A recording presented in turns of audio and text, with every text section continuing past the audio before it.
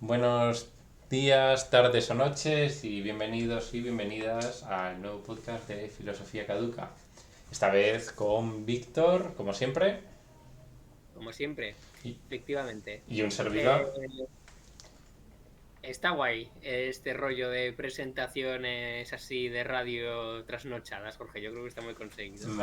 Muchas gracias. Se lo agradezco formalmente. Como buen analítico. Eso es. Bueno, es Eh, importante partir de que vamos a continuar lo que empezamos. Aunque haya habido un poco de pausa, se va a continuar, ¿eh? Esto no ha muerto. Y continuamos con la genealogía de la moral, este libro de Nietzsche. Vamos a dejarlo en un libro. Que tanto nos interesa, ¿no? sí, por supuesto. Es un libro, bueno, yo creo que está bien porque creo que no debe de ser el que más se lee, porque si fuera el que más se leyera, yo creo que la opinión que tendríamos de Nietzsche sería otra, ¿eh? Tú estás centrándote en su antisemitismo, claro. Que, claro, a lo mejor es por eso, sí. Pero no te estás fijando en el jugo del libro, claro. Claro, Bueno, Y Heidegger es el nazi cuando en ningún momento de sus obras magnas habla de esto, ¿eh?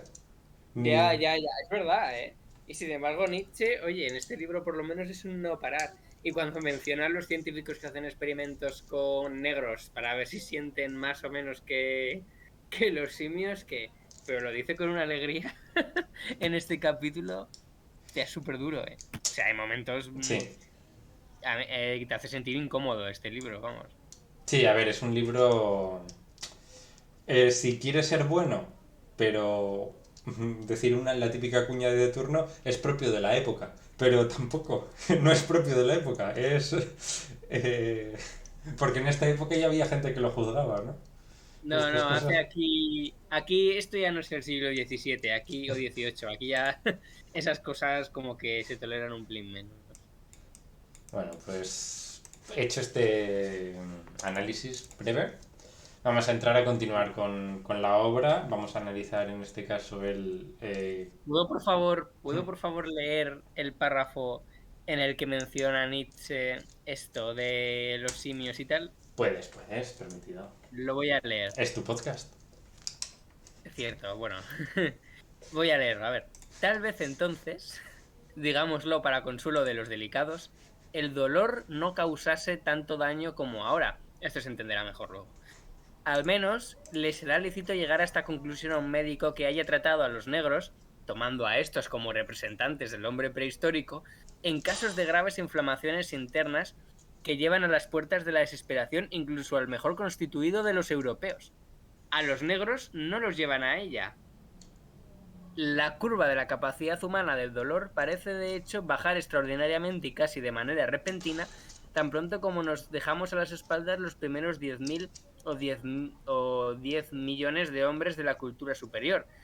Por lo que a mí respecta, no tengo ninguna duda de que, en comparación con una única noche de dolor de una mujer histérica culta, la totalidad de los sufrimientos de todos los animales a los que se les ha interrogado hasta ahora con el cuchillo para obtener respuestas científicas no cuenta sencillamente nada. O sea, aquí, Es que es aquí es impresionante. todo, todo mal.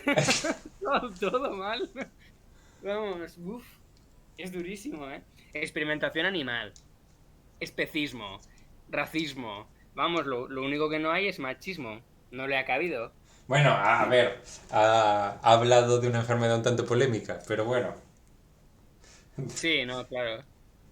Pero bueno, eso sí que es un término de la época por una vez. Es que... Tremendo este párrafo. Bueno, sirva a modo de prólogo Sirva a del modo de capítulo. prólogo. Ya, Pues. podrías poner aquí la música de la intro. En vez de ponerla al principio, la podrías poner aquí. Oh, ahí te he Ah, visto. aquí es buena idea. Es buena Bueno, idea. pues a partir de... Pues. Ya si quieres presentar un poquito en general el capítulo. Sí, por supuesto. Está claro que aquí estamos con. Un ratito, un segundito, que se mueve la cortina. Aquí estamos con un capítulo dedicado a tres conceptos clave de la obra de Nietzsche, que son el concepto de pena, el concepto de culpa y el concepto de mala conciencia. Eh, Nietzsche nos coloca, yo creo, ante pues una investigación primero de el concepto de pena. Yo creo que es el concepto al que más tiempo, más páginas le dedica, siendo aquel al que menos o menos reconocido de Nietzsche, ¿no? Me refiero, si tú hablas de Nietzsche, se te vendrá antes la idea de culpa, que es la versión cristiana de pena, por así decirlo, y se te vendrá a la cabeza también el concepto de mala conciencia. Pero el de pena es el que más tiempo le dedica o más espacio le dedica en estas páginas. El concepto de pena tiene para Nietzsche, bueno, lo dice de manera muy inteligente, que pena no es un término definible. Y introduce, yo creo que algo que en lo que sí que igual estamos de acuerdo, que todos los conceptos históricos no son definibles, porque han tenido tantos cambios que no tienen una definición posible. O han sufrido tantas utilizaciones en momentos históricos que no tienen una definición posible. Entonces dice, solo un concepto sin historia puede ser definible. Lo cual yo creo que es interesante, sobre todo si nos coloca frente a utilizaciones que, de hecho, a este propia ideal puede ser que Heidegger tenga en cuenta estas palabras para inventarse conceptos nuevos y así poder trabajar con ellos de una manera no mediada, de una manera en la que los pueda definir o los pueda intentar atajar de alguna manera, ya que si tú creas un concepto nuevo, perdón, digámoslo al revés, si tú utilizas un concepto de la tradición, no es definible. Pero esto parece más una desventaja de la filosofía que una ventaja. O sea, tener que inventarse conceptos nuevos para utilizar conceptos que no tienen historia es más bien un problema de la filosofía, no una cosa positiva. Bueno, es un hecho, ¿no? Sí, claro, pero significa que la filosofía no puede dar nunca cuenta del pasado y que no puede explicar el mundo tal y como ha sido. Se tiene que inventar su propio mundo para poder explicar algo. Claro, es una salida, pero Nietzsche no propone esta salida, ¿no? Nietzsche, de hecho, sí que trabaja con el concepto de pena. Y lo que hace es hacer una sarta de definiciones del concepto de pena, que la voy a leer aquí, porque es una sarta bastante grande. A ver, un segundito.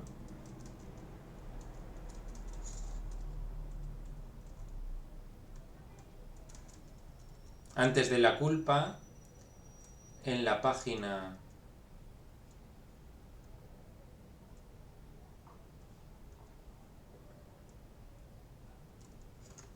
85, por ejemplo, habla 85 de la que estamos utilizando, que voy a decirlo ya, es la versión de traducción de Andrés Sánchez Pascual y Alianza. Yo al menos la que estoy utilizando. Por medio de la pena infligida al deudor, el acreedor participa de un derecho de señores. Por fin llega también él, una vez a experimentar el exaltador sentimiento de serle lícito despreciar y maltratar un ser como a un inferior. O, al menos en el caso de que la auténtica potestad punitiva, la aplicación de la pena, haya pasado ya a la autoría el verlo despreciado y maltratado. La compensación consiste, pues, en una remisión y en un derecho a la crueldad. En este caso, está equiparando la pena con un derecho a la crueldad, con poner en la situación de señor a quien la ejecuta o a quien que ha sido previamente dañado, eso es lo que se entiende. Pero voy a ir a las distintas definiciones de pena, porque aquí nos da una, pero luego nos especifica unas cuantas más, que son bastante interesantes. Como estaba diciendo, vamos a la página 103. ¿Quieres que guardemos un silencio para que se No, ya les he guardado suficiente. Ah, vale. Como iba diciendo, el concepto de pena, para hablar del concepto de pena vamos a ir a la página 103. Muy bien. El concepto de pena no presenta ya de hecho un sentido único, sino una síntesis de sentidos. La anterior historia de la pena en general la historia de su utilización para para las más distintas finalidades acaba por cristalizar en una especie de unidad que es difícil de disolver, difícil de analizar y que, subrayémoslo, resulta del todo indefinible. Y aquí es donde dice lo que hemos comentado anteriormente, ¿no? Hoy es imposible decir con precisión porque se imponen propiamente penas. Todos los conceptos en que se condensa semióticamente un proceso entero escapan a la definición. Solo es definible aquello que no tiene historia. Y aquí empieza a poner una sarta de ejemplos, ¿no? Por ejemplo, viene a decir, por ejemplo, vamos a decir, eh, pena como pago del daño al damnificado de alguna forma, pena como aislamiento de una perturbación de equilibrio, para prevenir la propagación de la perturbación, es decir, para evitar que suceda más veces, ¿no? La reincidencia. Pena como inspiración de temor respecto a quienes determinan y ejecutan la pena. También, pena, esta es la idea de pena disuasoria, ¿no? Pena como una especie de compensación por las ventajas disfrutadas hasta aquel momento por el infractor. Es decir, si tú eres un corrupto y has estado viviendo una gran vida, pues pena para pues, culparte por haber comido caviar todas las noches, ¿no? Pena como segregación de un elemento que se halla en trance de degenerar. A veces de toda una rama. Como ocurre en el derecho chino y por tanto como medio para mantener pura una raza o mantener estable un determinado tipo social. En ¿Qué este, raza? ¿Qué raza? bueno, en el caso chino no es tanto una raza sino un determinado tipo social, ¿no? Pues pena para mantener, pues por ejemplo, la credibilidad de tu estrato social, ¿no? Se te culparán de cosas que no se culparía al vulgo por el hecho de ser alguien más elevado, o viceversa. Pena como fiesta, es decir, como violentación y burla de un enemigo finalmente abatido. Esto también sería una pena, que sería una ridiculización, ¿no? Claro. Pena como medio de hacer memoria, bien a quien sufre la pena, la llamada corrección, bien a los testigos de la ejecución. Pues es una manera de pues que recuerden lo que ha sucedido, ¿no? Tanto hacia la gente que vea pues a una persona colgada en el medio de la plaza, o etcétera, ¿no? Aquí empieza a poner todos los ejemplos de pena. Pero aquí es donde salta el principal concepto, la principal idea, el que según él es el problema del concepto pena o de la evolución del concepto de pena. Y es cómo este concepto de pena se basa exclusivamente en utilidades. Y entonces, en el análisis de estas utilidades, la primera utilidad en la conciencia popular actual es la pena posee, página 105, el valor de despertar en el culpable el sentimiento de culpa. En la pena se busca el auténtico instrumentum de esa reacción anímica llamada mala conciencia, remordimiento de conciencia. Es decir, la pena solo, que por ejemplo la pena que defiende Nietzsche, pues es la pena que pone el amo a su esclavo, pero no la pena puesta con el único interés o con el único propósito de generar mala conciencia.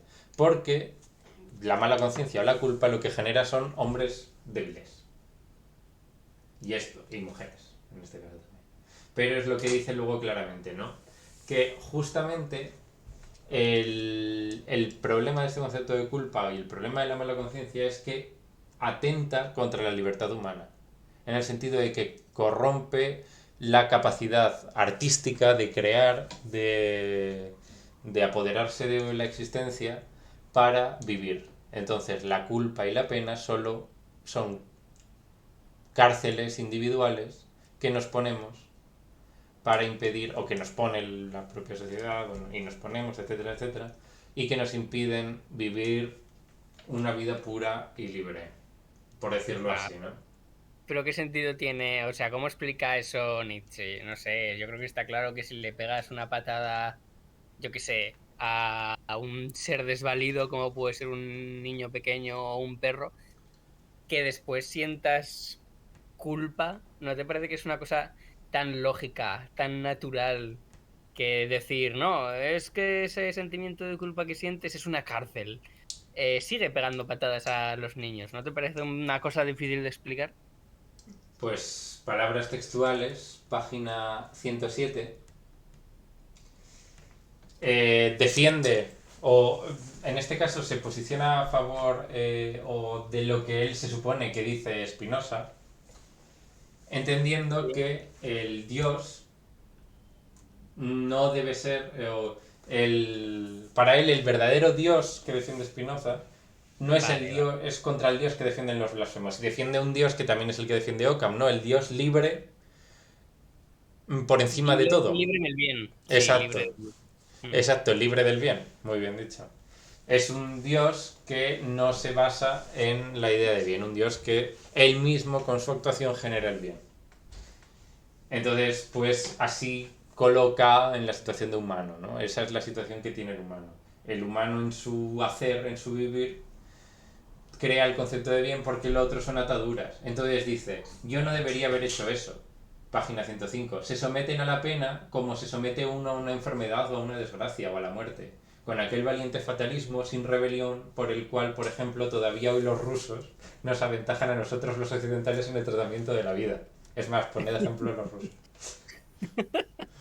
Es que es buenísimo este libro, es increíble. A ver, pero tiene algo de razón, a ver, es muy liberador. ¿Sabes quién decía también esto de que la pena es una cárcel y demás? A ver, no de la misma manera y no con las mismas palabras y desde luego no tiraba hacia esa idea de que el hombre debe ser un dios, ¿no? Sí. Y crear sus propios valores, pero Lametri, el del hombre máquina, también decía eso, que el único mal que existe en el mundo es la culpa, es la mala Ya. conciencia, es el remordimiento. Todo lo demás está bien, son cosas bien, llevaderas, pero el único mal real es ese, la culpa y el remordimiento. Que no así la tristeza, fíjate qué curioso. Bueno, sí, como pequeño ejemplo, yo qué Interesante, sé. segura. No, no sé si Nietzsche nombra a la metría o en algún momento lo leyó, lo trató. No creo, pero bueno, voy a ver si está en este... Sí, con la muy útil lupa de los PDFs. Igual materialistas o algo así. No creo. Nada, pero es que no era demasiado conocido, me extrañaría. Y vamos a ir, yo creo que a la parte que es más interesante de analizar, que es página 108. Voy a leerlo y lo analizamos, ¿vale? Porque además Muy hace bien. una metáfora con los animales que salen del mar y me parece bastante bonita. En este punto no es posible esquivar ya el dar una primera expresión provisional a mi hipótesis propia sobre el origen de la mala conciencia. Ya hemos pasado del concepto de pena al concepto de culpa al concepto de mala conciencia, que es lo que proviene de la culpa, lo que genera la culpa. Tal hipótesis no es fácil hacerla oír y desea ser largo tiempo meditada, custodiada, consultada con la almohada. Yo considero que la mala conciencia es, dos puntos, la profunda dolencia a que tenía que sucumbir el hombre bajo la presión de aquella modificación, la más radical de todas las experimentadas por él, de aquella modificación ocurrida cuando el hombre se encontró definitivamente encerrado en el sortilegio de la sociedad y de la paz. Sortilegio, ¿eh? La palabra aquí me parece bastante interesante, pero bueno. Lo mismo que tuvo que ocurrirles a los animales marinos cuando se vieron forzados o bien a convertirse en animales terrestres o bien a perecer. Eso mismo les ocurrió. Yo creo que eso no pasó nunca, ¿eh? No, ya no ocurrió, pero eso mismo les ocurrió a estos semi-animales felizmente adaptados a la selva, a la guerra, al vagabundaje, a la aventura. De un golpe todos sus instintos quedaron desvalorizados y en suspenso. A partir de ahora debían caminar sobre los pies y llevarse a cuestas a sí mismos, cuando hasta ese momento habían sido llevados por el agua. Una espantosa pesadez gravitaba sobre ellos. Se sentían ineptos para las funciones más simples. No tenían ya, para este nuevo mundo desconocido, sus viejos guías, los instintos reguladores e inconscientemente infalibles. Estaban reducidos estos infelices a pensar, a razonar, a calcular, a combinar causas y efectos, a su conciencia, a su órgano más miserable y más expuesto a equivocarse. Yo creo que no ha habido nunca en la Tierra tal sentimiento de miseria, tal plumbeo malestar. Y además aquellos viejos instintos no habían dejado de golpe de reclamar sus exigencias, solo que resultaba difícil y pocas veces posible darles satisfacción. En lo principal hubo que buscar apaciguamientos nuevos y, por así decirlo, subterráneos. Todos los instintos que no se desahogan hacia afuera se vuelven hacia adentro. Esto es lo que yo llamo la interiorización del hombre. Únicamente con esto se desarrolla en él lo que más tarde se denomina su alma. Va, si es que a veces Nietzsche tiene momentos increíbles, lo del agua es maravilloso, vamos. Está muy Que bien, hubo que... Sí, sí, está muy bien. está muy bien, Lo, ¿no? lo podemos resumir así. A ver, en este caso yo creo que es muy interesante tomarlo. A ver, yo creo que es uno de los párrafos más claros de Nietzsche en este sentido. Lo Sí, que. La principal idea, ¿no? Es que el hombre, pues llegado el momento. Sí que podríamos decir aquí que hay un cierto contrato social. No, no es así, efectivamente, no es un contrato. Pero sí que sigue un poco el relato de los creadores del contrato social, ¿no? De esta típica construcción en la que se crea un primer estadio de un hombre que posteriormente, con un cambio, con la aparición de un contrato, en este caso sería la culpa o la mala conciencia, se convierte en una nueva sociedad o en una nueva manera, ¿no? En este caso también parece que nos sitúa en la misma situación, ¿no? Nos crea en un hombre o nos crea un estadio primero, un estadio de hombre salvaje, de buen salvaje. En este caso es un felizmente adaptado a la selva, a la guerra, al patabundaje y a la aventura, y sacrifica todos estos instintos, que también es un concepto de instinto un poco curioso, pero bueno, eso ya nos puedes contar tú como experto en instintos. Y los pone en suspenso para aceptar el sortilegio, bueno, para aceptando la mala conciencia y la culpa, encontrarse con el sortilegio de la sociedad y de la paz. Es decir, la mala conciencia y la culpa posibilitan una sociedad altamente infeliz, pero pacífica y, bueno, y sociedad, así. Y con capacidad de comunicación entre todos nosotros. claro. De ahí lo que comentaba antes de que entonces, de que en aquel entonces incluso el dolor era menor, aunque lo Claro. hubiera más. No se sufría igual. Es un poco. Sí. Porque como había alegría en el sufrir de los demás, como el sufrir de los demás era cosa que se disfrutaba, pues incluso como eso, como que no era para tanto sufrir como Mm. es hoy. Yo creo que esa es un poco también la idea. Y de hecho, también diría que en esta nueva sociedad es cuando aparece el alma. Que eso tiene cierto sentido, ¿no? Obviamente. Porque es el producto de la interiorización de todo aquello que no puedes hacer. La conciencia o... De hecho, mismamente cuadra un poco este análisis con lo que luego será el análisis de Freud, ¿no? Tiene ciertos engranajes aquí que se ve como se unen bastante bien. La idea de subconsciente como aquellos instintos humanos interiorizados y que no pueden Reprimido. sobresalir Mm. reprimidos por la sociedad y ejemplificado en la culpa, yo creo que es un poco... Tienen cierto parecido estos discursos en este punto, no en otros, claro. Porque de hecho Freud, desde un nivel social y político, dirá que eso es gracias a Dios que sucede eso. Mientras que Nietzsche no se posiciona así. Y así comienza la pena, porque antes lo que había era dolor, pero así es como empieza la pena Ujú. y la mala conciencia, ¿no? Exacto. Con el tema de las promesas, que no lo has mencionado, Sí. pero es con lo que empieza un poco la idea, ¿no? Cuéntanos, a ver. Bueno, la tesis un poco del principio de Ujú. este tratado segundo es que cuando el ser humano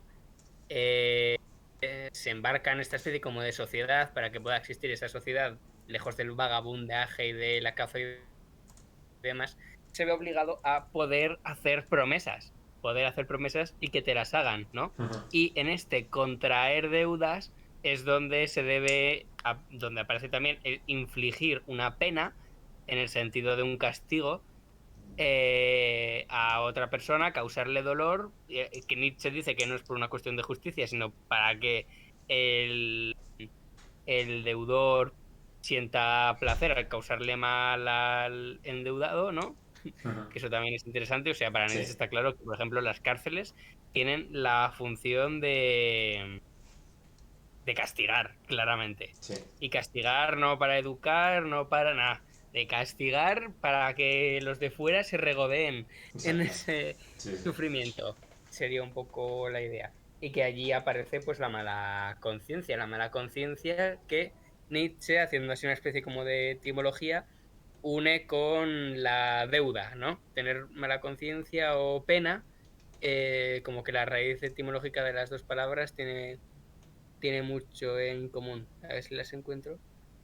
Tú que sabes alemán, nos las podrías decir. La palabra de Schuld, culpa, Schuld. sí, Sí, Schuld. Schuld, y deuda, que es parecida, pero que no la encuentro. Schulden, ¿puede ser? Schulden.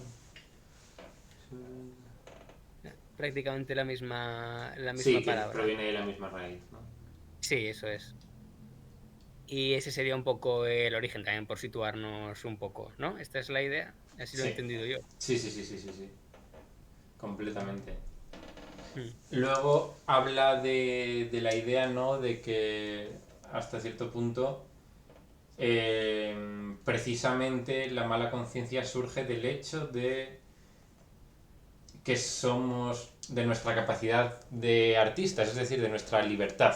Porque en este caso equipara la libertad con la capacidad de crear, ¿no? De crear valores, de crear situaciones, sentimientos, etcétera, ¿no? Si no hubiera ocurrido que bajo la presión de sus martillazos, página 112, de su violencia de artistas, un ingente quantum de libertad fue arrojado al mundo, o al menos quedó fuera de la vista, y por así decirlo se volvió latente, ese instinto de la libertad, vuelto latente a la fuerza, ya lo hemos comprendido. Ese instinto de libertad reprimido, reiterado, encarcelado en el interior y que acaba por descargarse y desahogarse tan solo contra sí mismo, eso, solo eso es en su inicio la mala conciencia. Claro, porque es por el hecho de tener mala conciencia o la mala conciencia humana, que es el gran dolor del ser humano creado por la culpa, proviene de nuestra capacidad de libertad. Si no tuviésemos esa capacidad de libertad de crear, que es reprimida completamente por la propia culpa, y la culpa en la sociedad en la que vivimos, en una sociedad cristiana, postcristiana o lo que queramos decir, es el origen de la mala conciencia. Si no hubiese ese germen de libertad, no habría nada de ello. Y aquí también se vuelve a crear o se vuelve a plantear un cierto individualismo, ¿no? en esta posición de Nietzsche. Claro, muy bien. Pues nada, yo creo que la idea está ya más o menos explicada. No sé qué te parece a ti. Sí. No sé si quieres. Eh, Sí, dime. sí, lo único que añadiría es que luego, yo creo, en los últimos, por el final del capítulo, como que intenta proponer la solución o cómo poder salir de esto, ¿no? Pero es un intento muy sui generis, ¿no? Simplemente lo leo para que os parezca, para que nos comentéis qué os parece, 122. En sí, página 122 voy a leer un poco de la página y comentamos y acabamos ya con esto. Vale. Pero ¿os habéis preguntado alguna vez suficientemente cuán caro se ha hecho pagar en la Tierra el establecimiento de todo ideal? Aquí está un poco planteando este ideal, el ideal nietzscheano, cómo se puede establecer. Este ideal de enfrentamiento con la idea de mala conciencia, de libertad del artista. ¿Cuánta realidad tuvo que ser siempre calumniada e incomprendida para ello? ¿Cuánta mentira tuvo que ser santificada? ¿Cuánta conciencia conturbada? ¿Cuánto Dios tuvo que ser sacrificado cada vez? Para poder levantar un santuario, hay que derruir un santuario. Esa es la ley. Muéstreseme un solo caso en el que no se haya cumplido. Nosotros los hombres modernos, nosotros somos los herederos de la vivisección durante milenios de la conciencia y de la autotortura, también durante milenios de ese animal que nosotros somos. En esto tenemos nuestra más prolongada ejercitación. ¿Acaso nuestra capacidad de artistas, de libertad, y en todo caso nuestro refinamiento, nuestra perversión del gusto? Durante demasiado tiempo el hombre ha contemplado con malos ojos sus inclinaciones naturales. Hay que volver a los instintos, de modo que éstas han acabado por hermanarse en él con la mala conciencia. ¿Sería posible en sí un intento en sentido contrario? Pero tienes lo bastante fuerte para ello. En el anterior capítulo podía ser Napoleón, pero bueno, vamos a ver si en este hay alguien. A saber, el intento de hermanar con la mala conciencia y las inclinaciones innaturales, todas esas aspiraciones hacia lo más allá, hacia lo contrario, a los sentidos, lo contrario a los instintos, lo contrario a la naturaleza, lo contrario al animal, en una palabra, en los ideales que hasta ahora han existido, todos los cuales son ideales hostiles a la vida, ideales calumniadores del mundo. ¿A quién dirigirse hoy con tales esperanzas y pretensiones? Tendríamos contra nosotros justo a los hombres buenos, y además, como es obvio, a los hombres cómodos, a los reconciliados, a los vanidosos. Aquí muestra a quién se enfrentan, ¿no? Se enfrentan a los buenos, pero buenos en este sentido que vimos ya en el anterior capítulo, ¿no? Buenos tras la transvaloración de valores. A los cansados también, a la gente, a los vagos, ¿no? A los que no quieren enfrentarse. ¿Qué cosa ofende más hondamente? ¿Qué cosa divide más radicalmente que el hacer notar algo del rigor y de la elevación con que uno se trata a sí mismo? Y aquí voy a pasar un parrafillo y dice, para lograr aquel fin se necesitaría una especie de espíritus distinta de lo que son probables cabalmente en esta época. Espíritus fortalecidos por guerras y victorias, a quienes la conquista, la aventura, el peligro, incluso el dolor les haya convertido en una necesidad imperiosa. ¿Qué necesitamos para hacer la revolución, Víctor? Gente fuerte. Que no puede ser posible en esta sociedad, que no son de este mundo. Entonces, ¿a quién son? Pues superhombre se tiene que dar de alguna manera con algún colapso nuclear. Claro, ¿de dónde surgirá el superhombre? De la extinción, ¿no?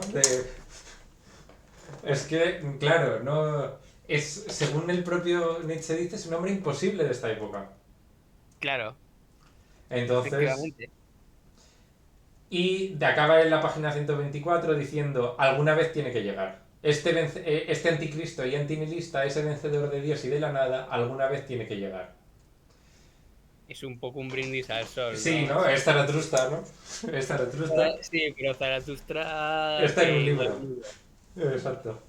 Porque hasta ahora Zaratustra pues era posible que en algún momento pasara, ¿no? Pues un tío que se va a una cueva 10, 20 años, no sé cuántos iba Zaratustra, y bueno, pues a base de pensar y replantearse muchas cosas es un superhombre. ¿Que Zaratustra es un superhombre? En la página 124 dice, más que estoy diciendo, basta, basta, en este punto solo una cosa me conviene, callar. De lo contrario atentaría contra algo que únicamente le está permitido a uno más joven, a uno más futuro, a uno más fuerte que yo, lo que únicamente le está permitido a Zaratustra el ateo. Así que entiendo que sí, Zaratustra es el ideal. Y un superhombre, bueno, pues eso pues no parece posible, ¿no? Tendría que ser una especie como de ermitaño ahí. No, no parece. Porque Parece Nietzsche él complicado. mismo no se definiría como superhombre, ¿no? Pues no lo sé. Yo me imagino que no. Él mismo dice hombres débiles, Ya, hombres modernos como nosotros. enfermos, ¿no? ¿Eh? Enfermos. Si es en la Enfermos. ya. Y se incluye a él, entonces, pues a lo mejor no. No, yo creo que Nietzsche sentía culpa y remordimientos Sí. y por eso escribía estas cosas. Intentaba no tenerlos. Sí. Claro, intentaba ser un superhombre, Ubermensch, pero no. No, bueno, es que no se puede, es que no se puede, ya nos lo ha dicho. Mm. Pues nada, con esta imposibilidad nos quedamos. A ver si en el capítulo 3 en el... Se soluciona de alguna Exacto, manera. se soluciona. Nos da la posibilidad de enseñarnos cómo destruimos el anterior santuario para construir uno nuevo. Bueno, pues el Tratado Tercero se titula ¿Qué significan los ideales ascéticos? Así Así que que parece que no. me parece que no. Pero bueno, Efectivamente. está bien. Y el encabezado está muy bien también. Despreocupados, irónicos, violentos. Así nos quiere la sabiduría. Es una mujer. Ama siempre únicamente a un guerrero. Nos dice Zaratustra. Oye, interesante, ¿eh? Interesante el planteamiento. Bueno, ya sabíamos un poco. A ver qué nos dice. A ver qué nos A dice ver de qué los nos dice. ideales artísticos porque puede ser muy interesante. Pues los que sigan con nosotros en ese capítulo también lo verán. Pues Eso es. nada, un placer. Igualmente. Y nos Y vemos. hasta luego. Hasta luego.